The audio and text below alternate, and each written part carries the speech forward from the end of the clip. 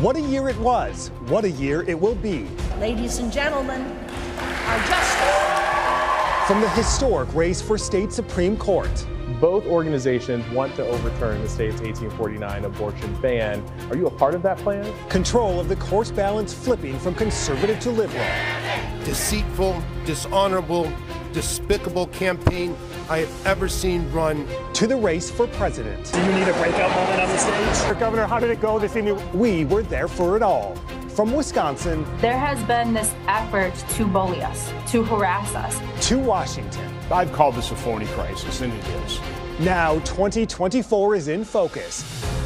Our powerhouse panel is standing by. This is the first time that Democrats and liberals have had a prayer. Let's get ready to ring in 2024 on a special New Year's Eve edition of Upfront. This is Upfront with Jaron Jordan and political director Matt Smith. Hi, everyone. Thanks for joining us. Happy New Year's Eve. Well, what a year it has been in battleground Wisconsin, and what a year it will be.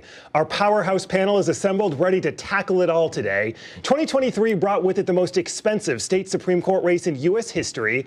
Justice Janet Protasiewicz winning and flipping the court's 4-3 majority from conservative to liberal.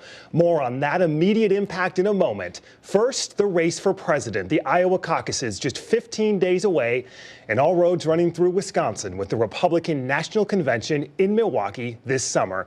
Let's bring in our panel that's going to discuss it all and get to it all as we look ahead to the next year. Jesse Opoyan, political reporter with Milwaukee Journal Sentinel. Dr. Ken Harris, Truth in the Afternoons on 101.7 The Truth here in Milwaukee. J.R. Ross, editor of our editorial partner, WisPolitics.com. Thank you all for being here as we embark on a new year. Thanks for having us. Thanks for having us. Let's first look back quickly in terms of 2023. I'm curious if there's a moment or a candidate or a race or something that's going to really stick out as we then catapult and look ahead into 2024, Jesse. I mean, like you said, it's the state Supreme Court race, the most expensive in national history, an 11-point victory margin, very decisive win in a state that's known for pretty razor-thin election margins, and flipping the majority of the court to liberal control for the first time in a very long time. After seeing policies pushed through by conservatives for the last decade or so that Democrats have had very little power to stop, this is the first time that Democrats and liberals have had a prayer of even implementing some of the policies or reversing some of the policies that they've been opposed to. So, you know, redistricting, potentially education-related things, and the issue that really drove that election, abortion. Yeah. I think you might have a trifecta, Supreme Court. Yeah. I think it's been really, really tight in terms of what they're going to do, but now that they have the majority, I think we're going to see a lot of fireworks in 2024. JR. Well, with the court, a lot of focus is on the maps, right? We expect the court to put a new map in place that's more favorable for Democrats, but I think what's kind of missed sometimes is the impact the court was going to have on the 2024 election, how it's run.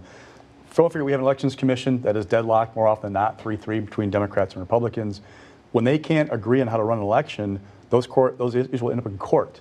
The court that will decide ultimately is the Supreme Court of Wisconsin. You could talk about drop boxes coming back, how we vote absentee, the standards for those absentee ballots. I mean, list goes on and on. That court could be instrumental in how this election is run in 2024. And all of this could happen before November 2024. Absolutely.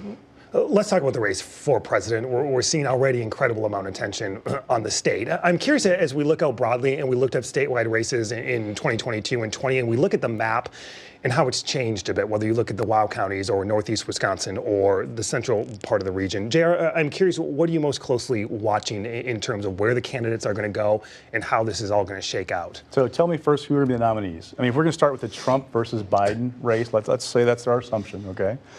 How is Wisconsin going to react? There are maybe 5 states, maybe 6 that really matter right now. Biden's numbers aren't very good in Wisconsin. Will the liberal base in Dane County turn out once again and be there for him? Will the suburban voter in Milwaukee go toward Democrats like they have been, or they go back to Republicans? I remember during 2022, I was told over and over again by Republican operatives, hey, I know abortion is on the ballot, but these suburban moms, they care more about security and the economy than they do about abortion. That wasn't true. But after all the chaos of the last 3 years that we've seen, will those suburban moms say, you know what, maybe I do feel more comfortable with Trump than I did before because of X, Y, and Z? I don't know. It's going to be fascinating to watch where we're at with inflation, the economy, security, all within a year from now. Jesse, before the Journal Sentinel, you covered Northeast Wisconsin and that region for a while. That's an interesting part of the state.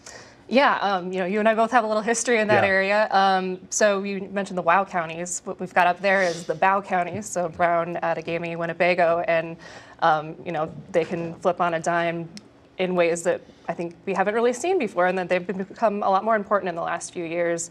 Donald Trump certainly did a lot of campaigning there in his last 2 runs. Will we see Biden come there? We've mostly seen him in the southern part of the state so far, around Dane County and Milwaukee, but you can't ignore that part of the state. Ken, we just saw the president in Milwaukee a couple days ago before the end of the year, specifically looking to talk to black voters in Milwaukee. Are black voters engaged the way that Democrats need them to be going into 2024? I don't see the engagement. I hear, being on radio, I tend to hear the frustration.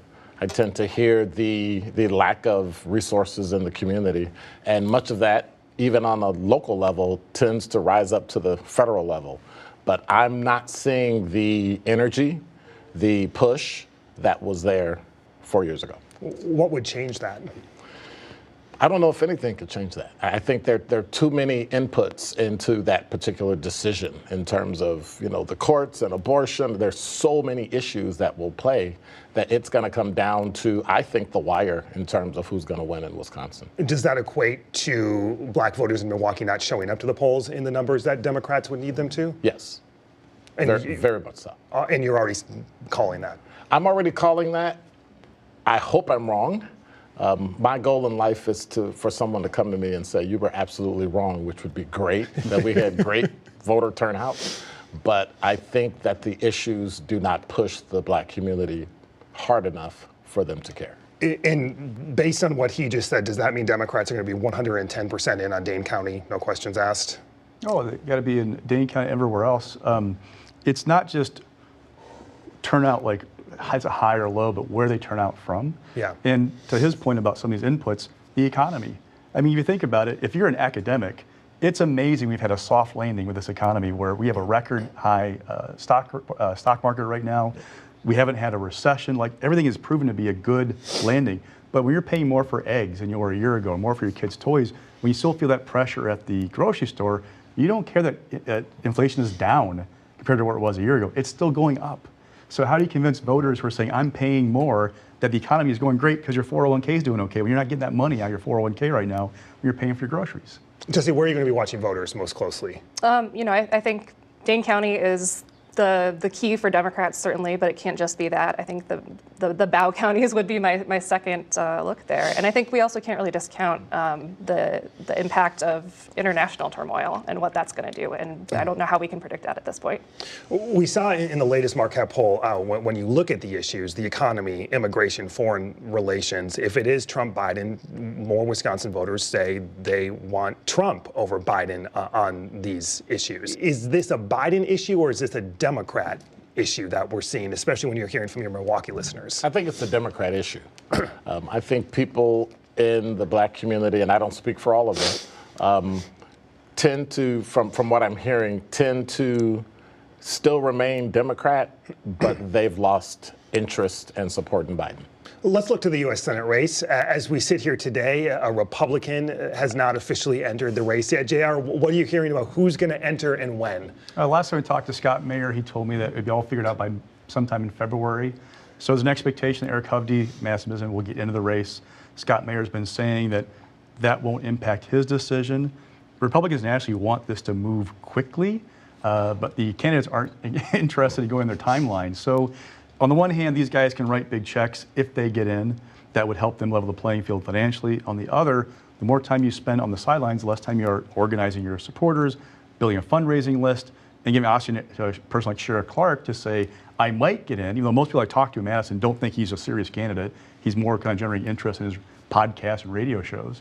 So when does Hovde get in? When does Mayer get in? Do they get in? And how they balance or compete with Tammy Baldwin financially after that. Jesse, how is Tammy Baldwin handling all of this, and what are her strengths and weaknesses going into the next year? Sure. I mean, she has this advantage right now of being able to campaign without an opponent, without anyone really attacking her with anything specific. I think her biggest struggle is going to be the popularity of Biden and how much she associates with him and how much that can bring her down. She's traditionally a very strong candidate and not often influenced by those external factors, but hard to predict with the approval ratings that we're seeing. All right, sit tight. We're just getting started. Our conversation continuing with our panel. Coming up next, the state legislature, the Wisconsin Supreme Court. Major decisions looming next.